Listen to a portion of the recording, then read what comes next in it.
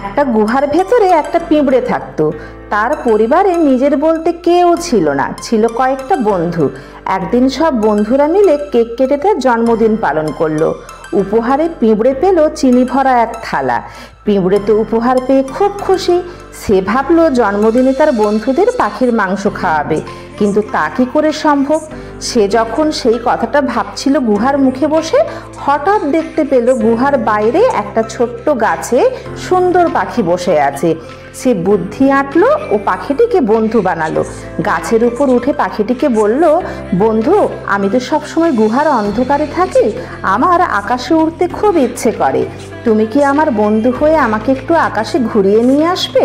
আমিও তোমাকে আমার গুহা দেখিয়ে আনবো। পাখি তো খুব খুশি হয়ে পিঁপড়েকে ডানার উপর বসিয়ে ঘুরিয়ে আনলো। তখন পিঁপড়ে বলল, চলো এবার তোমায় আমার গুহা ঘুরিয়ে আনি। যখনই পিঁপড়ের সাথে পাখি গুহার ভেতরে ঢুকে গেল, তখনই অন্য পিঁপড়েরা বাইরে থেকে একটা বড় পাথর দিয়ে গুহার মুখটা বন্ধ করে দিল। ব্যাস, পাখি আর গুহার বাইরে আসতে পারলো না। পাখি গুহার ভেতরেই মারা গেল।